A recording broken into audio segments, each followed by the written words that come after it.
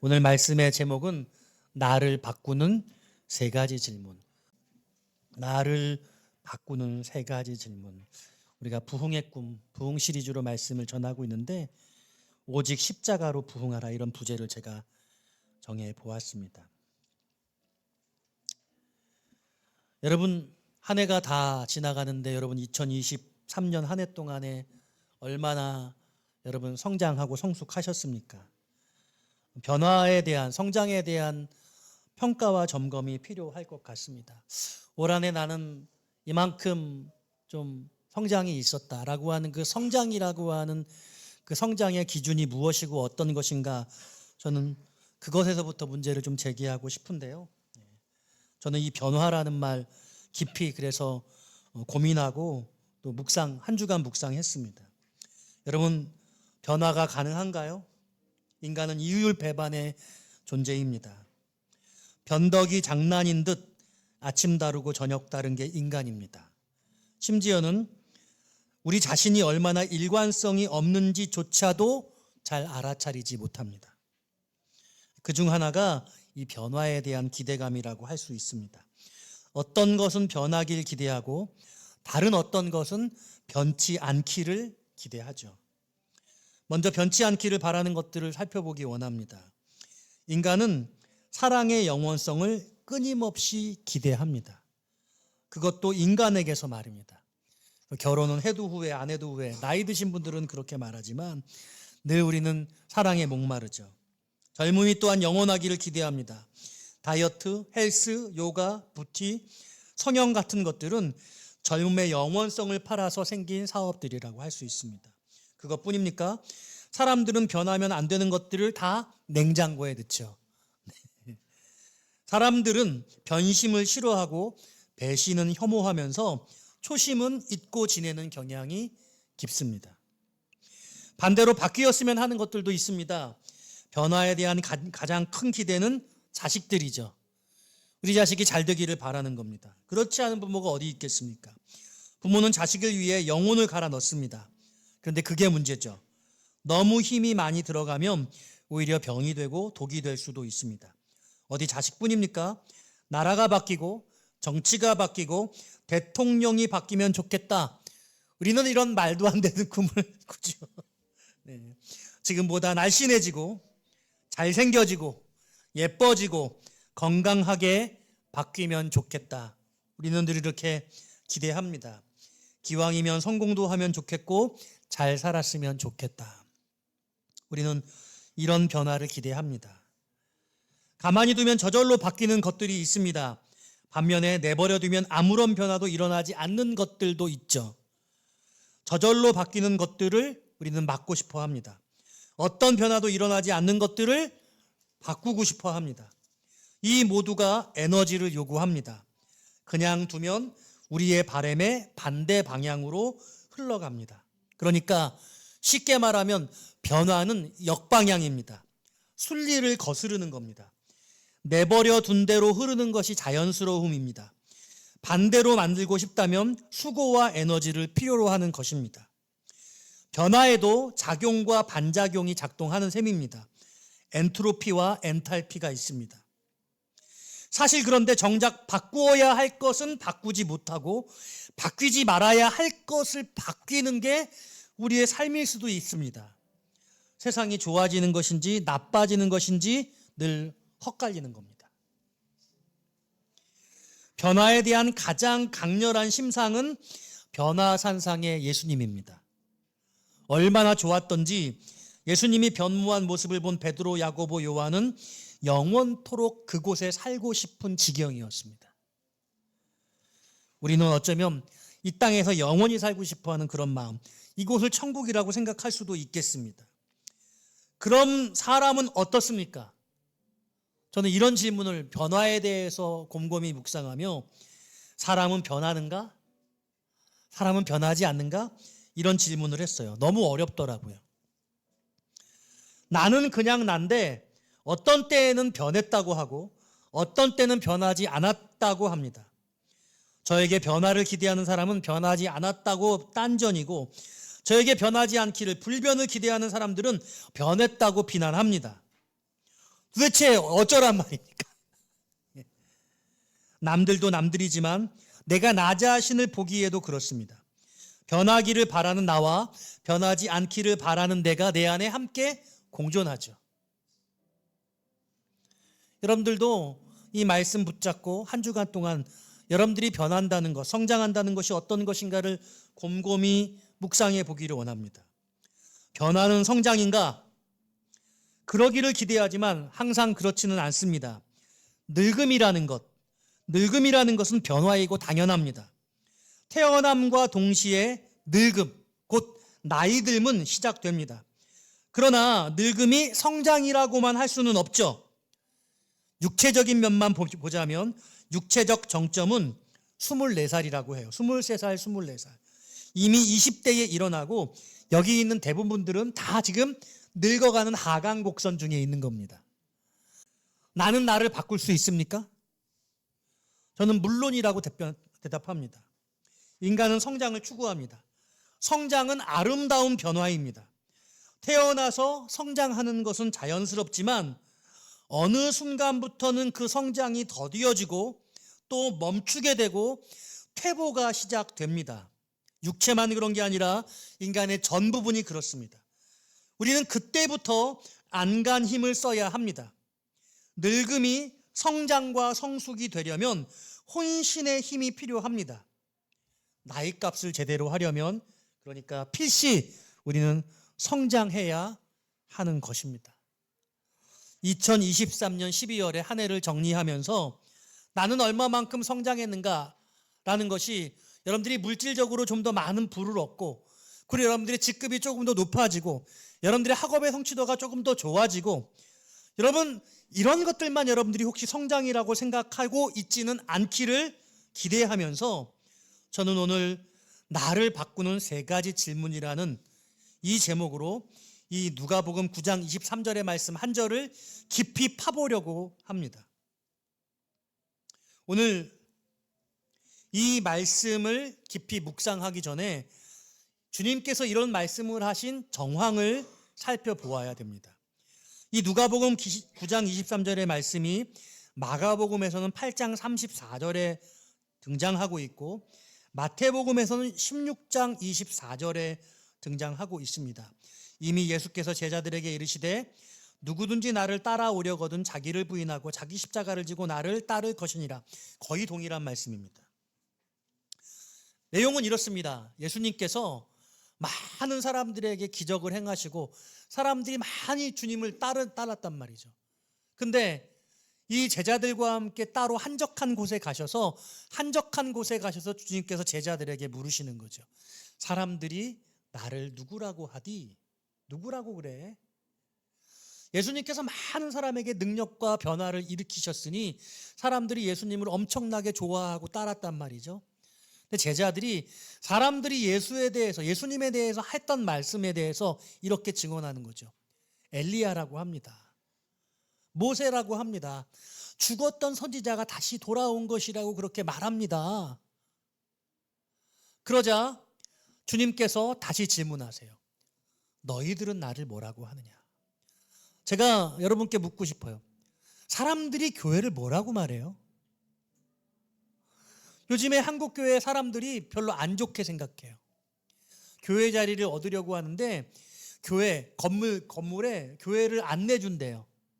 그러니까 교회가 혐오시설이고 기피시설이 되었어요. 그 건물에 교회가 들어오면 다른 사람들이 교회를 다 눈살을 찌푸린다는 거예요.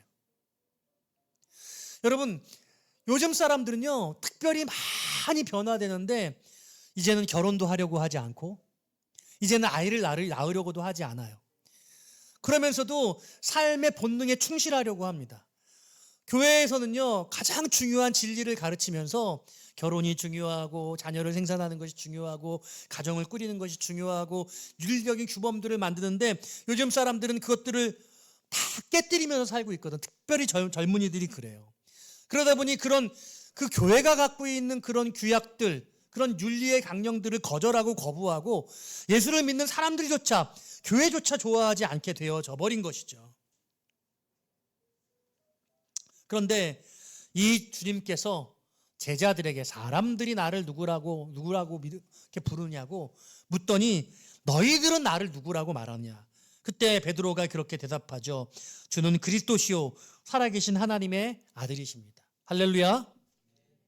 이 놀라운 신앙 고백을 다른 제자들을 대표해서 고백을 하는 거예요. 다른 제자들도 이 베드로의 고백에 동의한 것입니다. 그때 예수님께서 베드로를 칭찬하시면서 그 이름을 고쳐주셨죠. 내가 반석 위에 교회를 세우겠다. 지금부터 너의 이름은 시몬의, 요한의 아들 시몬이라는 이름이 그 원의 이름이었는데 이제부터는 반석, 베드로, 페트라라고 하는 이름을 그때 주신 거죠. 그래서 너를 통해서 교회를 세우시겠다고 그렇게 예언을 하셨습니다. 말씀을 하셨습니다. 우리는 지난 주일에 오순절 마가의 다락방에서 성령을 받은 베드로가 많은 사람들 앞에 말씀을 전하고 3,000명이 죽게 돌아온 이야기를 함께 나눴던 것이죠. 정말로 성령 받은 베드로를 통해서 초대교회가 세워졌던 것입니다. 그러니까 이 말씀을 하신 정황을 세 가지 정도로 정리할 수 있어요. 예수님은 제자들에게 예수님 자신이 누구냐고 물으셨습니다. 12제자는 예수님은 그리스도시고 하나님의 아들이라고 그렇게 신앙 고백을 했습니다. 그리고 주님은 그렇게 신앙 고백을 한 베드로에게 그리고 12제자들에게 너를 통해서 제자들을 통해서 교회를 세우시겠다고 선언하신 것입니다. 그러니까요 여러분 오늘 이 본문의 말씀이 얼마나 중요한 말씀이냐. 이와 같은 교회를 세우시겠다고 하신 말씀 이후에 이 말씀을 하시고 있는 거거든요. 여기서 나를 바꾸는 첫 번째 질문은 무엇이냐? 따라해 봅시다. 따르는 삶입니까? 오늘 본문 이렇게 말하죠. 아무든지 그러니까 누구든지 나를 따라오려거든. 나를 따라오려면 조건절이죠. 너는 나를 따르려는 그런 삶을 살고 있니? 나를 따라오려고 그래? 이렇게 묻고 있어요. 여러분 주님을 따라가시는 삶을 살고 계세요? 오늘 이 질문은 군중들에게 하신 말씀인데 사실은 제자들에게 하신 말씀이죠. 이 주님을 따르겠다고 말씀하신 그 제자들이 대상자입니다. 아무에게나 하셨던 말씀이 아니에요. 주는 그리스도시요 살아계신 하나님의 아들입니다 라고 그렇게 고백을 한 사람들에게 나를 따라오려거든 이런 말씀을 하고 있단 말이죠. 주님을 따른다는 것이 어떤 의미일까요? 저는 여러분들이 2023년 한 해를 살면서 나는 주님을 따랐어 라고 여러분 그렇게 동의할 수도 있고 따르려고 노력했어 따르지 못한 순간도 있어 이런 반반 이럴 수도 있을 것 같고요. 나는 그렇지 못했던 것 같아 이렇게 생각할 수도 있을 것 같아요. 따른다고 할 때 제가 이 말씀이 생각났어요. 디모데후서 2장 4절 말씀이에요. 병사로 복무하는 자는 자기 생활에 얽매이는 자가 하나도 없나니 이는 병사로 모집한 자를 기쁘게 하려 함이라. 내가 따른다고 할 때 나는 내 삶을 내 계획과 내 스케줄에 의해서 움직였는지 아니면 주님께서 내 삶을 이끌고 주님께서 내 삶을 이끌기를 원하시는 그 주님의 타임테이블에 내가 맞춰서 움직였는지 이 질문에 답변을 할 필요가 있다는 겁니다. 우리는 군중이 아니라 제자가 되어야 되는 것이죠. 그러니까 우리의 삶의 중심에 제자의 삶이 있어야 된다는 거예요. 제가 올해를 시작하면서 여러분들 군중되지 말고 단지 성도로 끝나지 말고 제자의 삶을 살아달라고 여러분께 부탁을 드렸는데 올 한 해를 정리하면서 다시 여러분께 질문하는 거예요. 여러분들이 이 한 해가 제자의 삶을 산 한 해였느냐라는 것이죠. 여러분들이 따랐던 것이 무엇이냐는 질문을 하는 겁니다. 예수님을 따랐습니까? 성공을 따랐습니까? 말씀을 추구했습니까? 돈을 추구했습니까? 거룩을 추구했습니까? 욕망을 추구했습니까? 예수인지 성공인지 말씀인지 돈인지 거룩인지 욕망인지 여러분들이 올 한 해 조금 변화됐다라고 하는 그 변화의 기준이 어쩌면 주님과 상관 있는 것인지 주님과 상관없는 것인지를 따져보아야 한다는 거죠. 한 해 동안 많은 일들이 있었고 결산을 하는데 심지어는 결산의 시점에서도 세상적인 기준을 가지고 참 잘했어, 괜찮은 한 해였어, 참 어려웠어, 힘든 한 해였어 이렇게 우리가 기준 자체를 잘못된 기준을 가지고 결산을 할 수도 있는 거예요. 저는 바른 결산의 기준으로서 2024년 한 해 따르는 삶이었는가를 질문하고 있는 겁니다. 저는 원칙적인 동의뿐만 아니라 진실한 삶에서의 행동과 실천으로서의 따르는 삶의 동의가 있어지기를 점검해 보시는 여러분들이 되기를 부탁드려요. 두 번째로 나를 바꾸는 두 번째 질문은 따라합시다. 나를 부인한다. 오늘 본문의 말씀에서 뭐라고 이야기를 하냐면 아무든지 나를 따라오려거든 자기를 부인하고, 자기 부인입니다. 자기 부인. 내 와이프 말고 내 처 말고 나를 거절하는 거래요. 여러분, 이 본문의 말씀 속에 사실 베드로가 예수님을 부인하는 그런 내용이 등장하고 있어요. 여러분, 주는 그리스도시요 살아계신 하나님의 아들입니다 라는 그런 고백을 했잖아요. 그런데 그렇게 고백을 한 그 고백이 너무나 귀해서 주님이 바요나 시몬아 내가 복되도다, 복되다고 말했어요. 그래서 내가 너를 반석 위에 너를 통해 교회를 세울 거야, 이런 축복의 말씀을 전하셨단 말이에요. 근데 이 말씀 이후에 갑자기 생뚱한 말씀을 하셨는데 주님께서 이제 십자가에 달려 죽으실 것을 예고하셨어요. 십자가의 고난과 십자가의 죽음을 주님께서 예고하셨거든요. 그러니까 베드로가 갑자기 뭐라고 이야기하냐면 예수님, 주님이시여 결단코 그런 일이 일어나지 않을 것입니다. 너무나 인간적으로 베드로가 그렇게 고백할 수 있잖아요. 절대로 그런 일이 생겨서는 안 될 겁니다. 주님이 죽다니요, 고난을 당하신다니요, 말도 안 됩니다. 그러자 주님이 뭐라고 말했냐면 네가 하나님을 생각하지 않고 사람의 일을, 하나님의 일을 생각하지 않고 사람의 일을 생각한다 라고 책망하셨어요. 이 책망을 하면서 누구든지 나를 따라오려거든 자기를 부인하고 라고 말씀을 하셨다는 거예요. 다시 말하면 자기 부인은 사람의 생각과 관련이 있는 겁니다. 자기 부인은 하나님의 일을 생각하기 위해서 자기의 생각과 자기의 뜻을 거절하고 부인하는 것이에요. 사랑하는 여러분, 우리는 늘 자기의 뜻으로 살려고 하는 경향이 있잖아요.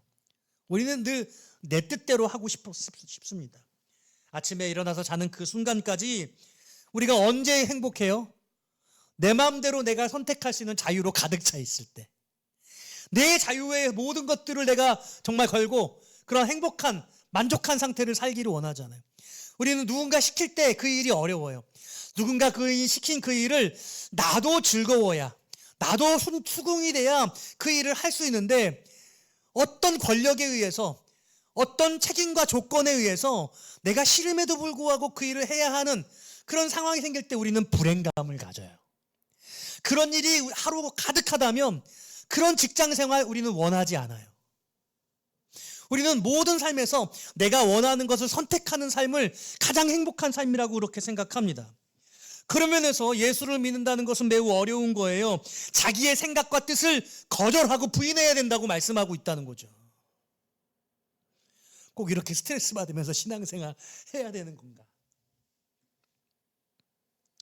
겟세마네 동산에서 예수님은 땀방울을 핏방울 같이 흘리며 기도하셨죠. 아버지여, 만일 할만하시거든 이 잔을 내게서 지나가게 하옵소서. 그리고 이어서 다시 기도하셨습니다. 그러나 내 뜻대로 마시고 아버지의 뜻대로 하소서. 우리가 주님을 따르기 위해서는 먼저 우리 자신의 생각과 뜻을 포기할 수 있어야 합니다.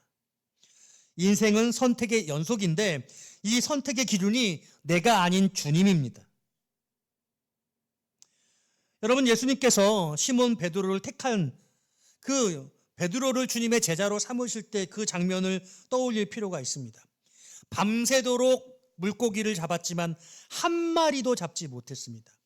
그 새벽에 주님께서 그 베드로에게 오셔서 깊은 데로 가서 그물을 내리라 말씀하셨죠.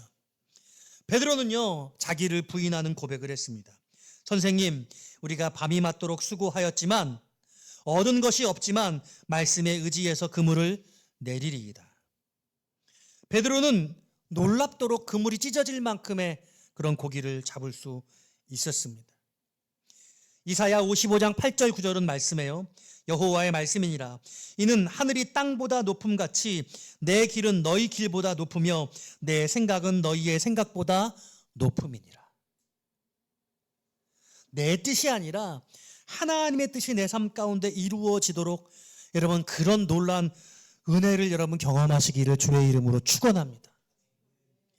자기를 부인할 때 하나님의 계획과 하나님의 뜻이 내 삶 가운데 임하는 것을 겪을 수 있는 거예요. 내 뜻대로 하고 내 뜻대로 결과를 얻게 됐을 때 거기에 하나님이 일하실 만한 구석이 없지요. 하나님이 살아계신 것을 본부지 알 수가 없겠다고요? 그렇죠. 여러분들이 원하는 대로 선택하고 여러분들이 원하는 대로 사는데 거기에 하나님이 어디 있을 공간이 있습니까? 하나님의 말씀대로 내 뜻을 거스르고 그 말씀에 순종할 때에 하나님의 살아계심이 경험될 수 있는 것이지, 여러분 마음대로 하면서 어떻게 하나님이 살아계시냐고 그렇게 반문하지 마십시오. 자기 부인을 성경은 세 가지로 설명합니다. 육의 사람을 부인하고 영의 사람이 되는 것입니다. 육신의 일을 부인하고 영의 일을 생각하라고 말씀합니다. 로마서 8장 5절 6절입니다. 육신을 따르는 자는 육신의 일을, 영을 따르는 자는 영의 일을 생각하나니 육신의 생각은 사망이요 영의 생각은 생명과 평안이니라. 육의 사람은 삶의 목적과 동기가 세상입니다. 세상적인 방법으로 세상의 것을 위해서 사는 사람이라고 할 수 있습니다. 우리가 예수를 믿어도 그렇게 살고 있다고 한다면 예수를 믿지만 여전히 육신적인 겁니다. 영의 사람은 하늘의 것을 위해서 하늘의 방법대로 사는 사람을 말하는 겁니다. 갈라디아서 6장 8절이에요. 자기 육체를 위하여 심는 자는 육체로부터 썩어질 것을 거두고 성령을 위하여 심는 자는 성령으로부터 영생을 거두리라. 할렐루야. 아멘 소리가 적은 건 여러분 마음이 그대로 그렇게 못 살아서 무거워서 그런 거죠. 할렐루야.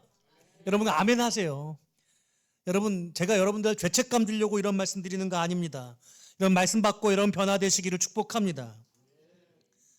자기 부인은 두 번째로 겉사람을 부인하고 속사람이 되는 것입니다.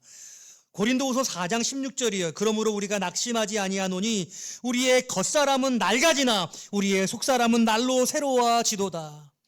늙어갈수록 점점 사람이 이상해지고 후져지는 것이 아니라 늑수구레해지는 것이 아니라 사람이 정말 부끄러운 모습이 아니라 더 새로워지고 거룩해지는 겁니다. 겉사람이란 죽어 흙으로 살아갈 수밖에 없는 육의 사람을 말하는 것이고 속사람이란 예수를 믿음으로 중생한 영의 사람을 말하는 것이에요. 우리의 겉사람은 계속 낡아지지만 보이지 않는 속사람은 날로 새로워질 수 있다고 성경은 말씀합니다. 자기를 부인한다는 것은요, 세 번째로 옛사람을 부인하고 새사람이 되는 것입니다. 에베소서 4장 22절에서 4절의 말씀이에요. 너희는 유혹의 욕심을 따라 썩어져가는 구습을 따르는 옛사람을 벗어버리고 오직 너희 심령이 새롭게 되어 하나님을 따라 의와 진리의 거룩함으로 지으심을 받은 새 사람을 입으라. 바울은 이것을 옷에 비유했습니다. 우리의 거듭난 상태를요. 옛사람을 벗어버리는 것이고 새 사람을 입는 것이라고 말했습니다. 냄새나는 옛옷을 입은 상태에서 새 옷을 입으면 아무 소용이 없는 것이죠. 우리가 여전히 예수를 믿고 있음에도 불구하고 옛날의 모습을, 그런 냄새나는 모습으로 살고 있을 수도 있다고 말씀하는 것이죠. 사랑하는 여러분, 자기 부인을 여러분 온전히 이루어내는 여러분 되시기를 축복합니다. 세 번째로 나를 바꾸는 질문, 나를 바꾸는 세 번째 질문 따라합시다. 십자가를 집니다. 다시 한번 합시다. 자기 십자가를 집니다. 네. 여러분 십자가를 진다는 게 무슨 뜻이에요? 성경에 나오는 십자가는 주님의 십자가, 예수의 십자가가 있고 자기 십자가가 있어요. 자기 십자가가 무엇인지를 이해하는 것이 중요합니다.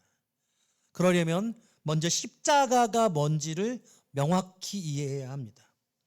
십자가는 사형도구입니다. 우리는 십자가를 목걸이로 메어 달기도 하고 다닙니다만 원래 십자가의 의미는 사형도구였습니다. 십자가의 끝은 죽음입니다. 예수님은 십자가에서 죽으셨습니다. 우리 보고 자기 십자가를 지라고 하신 것은 우리도 그 십자가에서 죽으라는 뜻입니다.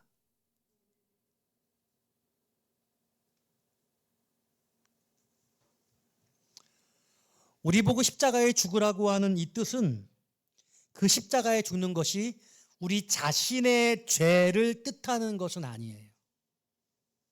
그것은 예수님이 이미 예수님의 십자가에서 예수님이 십자가를 지심으로 우리의 죄의 문제는 다 해결하셨어요. 믿으시죠? 예. 이미 다 해결됐습니다. 그런데 그렇다면 우리가 굳이 예수님이 십자가를 지셔서 내 죄와 여러분들의 죄와 모든 인류의 죄를 다 해결하셨다고 한다면 굳이 내가 십자가를 지고 그 십자가에서 죽을 필요가 있을까? 예수님이 모든 인류의 문제를 다 해결하셨는데. 그렇잖아요.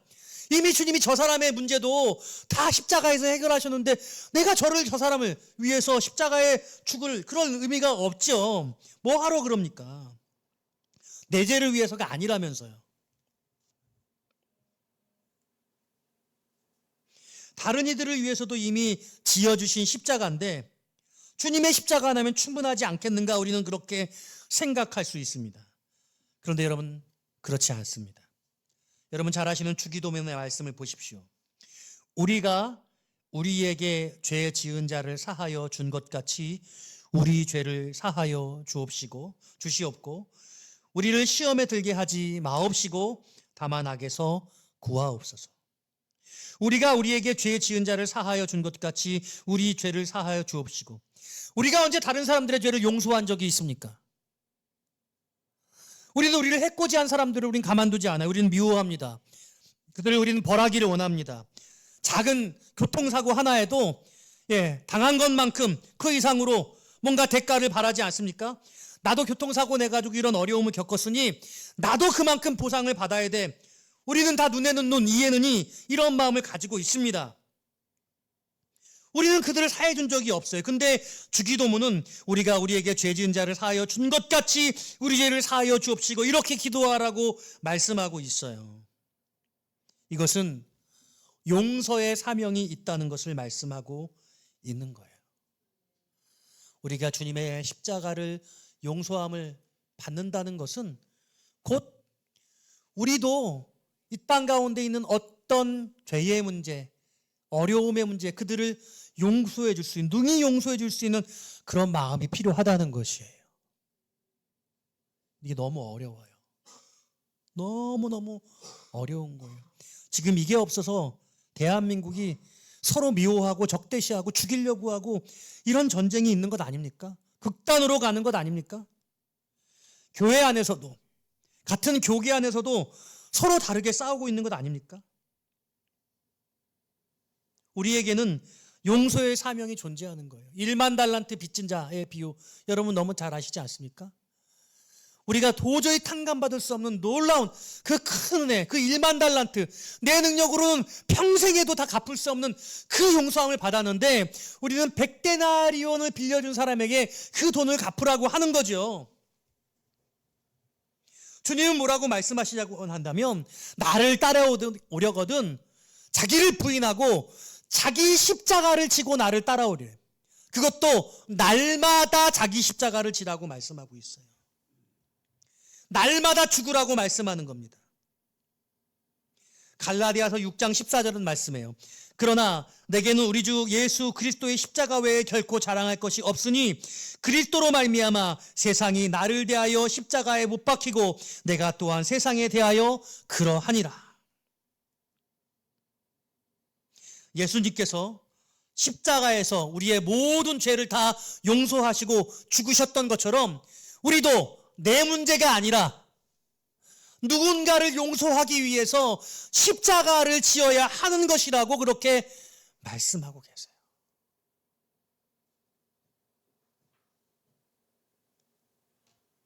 우리는 그런 일이 생기면 부당하다고 말하고 그런 일이 생기면 정당하지 않다고 그러고 이 세상이 불공평하고 불의하다고 말하고 그러지 않습니까?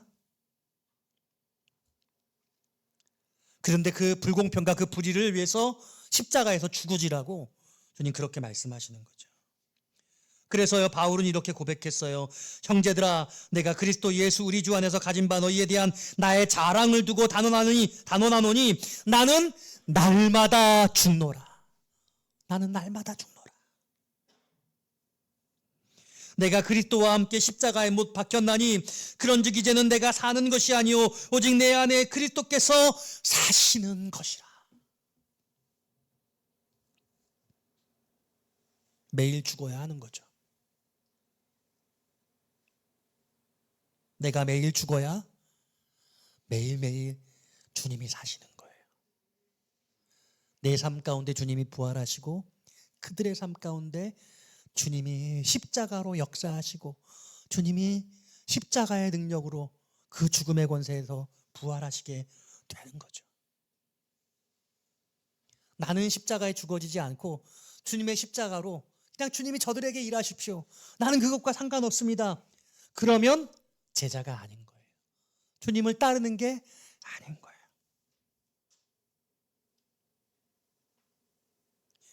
옛날에는요, 우리 가난했던 시절에는요, 어떤 게 있었냐면요, 덤이라는 게 있었어요. 공짜라는 게 있었어요. 사람들에게 뭔가 함께 그냥 베풀 수 있는 그런 선의가 있었어요.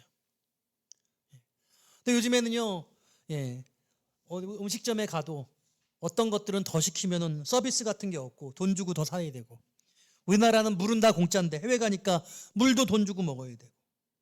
그런데 점점 잘 사는 나라가 되면 될수록 공짜가 없어져요.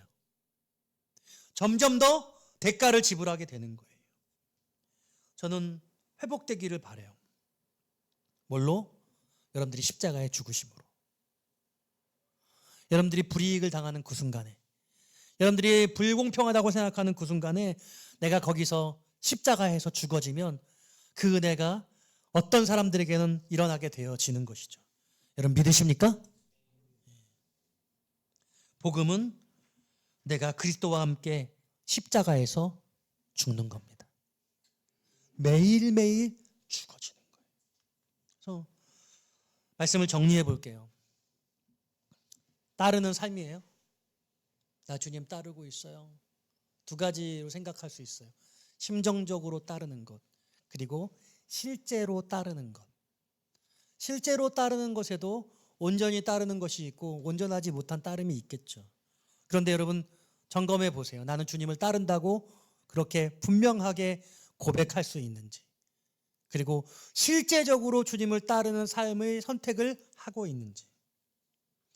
두 번째로 날마다 자기를 부인하고 있는지, 내가 원하는 것, 그것을 주님이 원하시는 것인가 생각해보고 주님의 원함과 내 원함이 다르다고 생각할 때 나를 부인하고 주님의 원함을 따를 수 있는지. 세 번째로 주님이 내 죄를 위해서 십자가에 죽으셨는데 나는 그 누군가를 위해서 십자가에 죽을 수 있는지. 날마다 매일매일 그렇게 십자가에 죽어질 수 있을 때 나를 통해 주님의 역사가 나타날 수 있고 나는 진정한 제자의 삶, 복음의 삶을 살 수 있게 되어진다는 것이죠. 오늘 제가 여러분들 막 나무라고 막 그러려고 말씀 전하는 게 아니고 우리 자신을 돌아보자고 말씀 전하는 거예요. 오늘 한 해를 점검하면서 진정한 부흥이 뭐냐. 우리 오지연 성도님 기도한 것처럼 내가 부흥하는 거잖아. 내가 주님 따르는 삶 살다가 내가 말씀대로 살지 못하는 내가 너무나 부끄럽고, 내가 주님 따르는 살면서 내가 원하는 건 내가 포기하는데 그게 너무너무 어려워서 몸부림치고, 내가 주님 따르는 살다가 내가 누군가를 위해서 십자가에 죽어지는 그 죽어지는 삶 때문에 너무나 고통스럽고 어렵고, 그런데 그러는 가운데 하나님이신 은혜와 감격과 그 예수 그리스도의 부활의 능력과 은혜가 우리에게 있는 거예요. 여러분 그런 은혜를 경험하시기를 바라요. 그 은혜가 살아계신 주님을 만나게 되는 거예요. 그런 삶을 사는 사람은 날마다 살아계신 주님, 부활하신 주님을 만날 수밖에 없어요. 믿으십니까? 여러분 그렇게 살았으면 좋겠어요. 예수는 믿는데 세상 사람들하고 동일한 원리로 사는 게 아니라 예수를 믿는 주님을 따르는 삶으로 온전히 살아가는 것, 그게 진정한 살아계신 하나님의 역사를 내 삶 가운데 경험하게 하는 것이거든요. 여러분, 그러므로 우리 여러분 개개인의 부흥이 일어나기를 바라요. 우리를 돌이켜서 내가 2024년 한 해 동안에 주님 앞에 얼마나 온전히 주님을 따랐는지를 돌아보고, 부끄러움이 있으면 주님 앞에 회개하고, 그리고 새로운 마음으로 남은 시간, 남은 한 해, 그리고 2024년 진정한 내 마음에 주님을 따르는 삶으로서의 삶을 살아나가기를 소원하는 그런 오늘 결심을 하시면 돼요. 오늘 여러분들 숙연한 이 말씀의 분위기를 볼 때 여러분들 마음속에 하나님이 주시는 그런 마음의 한 울림이 있는 것 같아요. 오늘 이 말씀 붙잡고 여러분 진정한 따르는 자 되시기를, 나를 바꾸는 이 세 가지 질문에 기쁘게 아멘하며 따라가겠다 고백하는 저와 여러분 되시기를 주의 이름으로 축원합니다.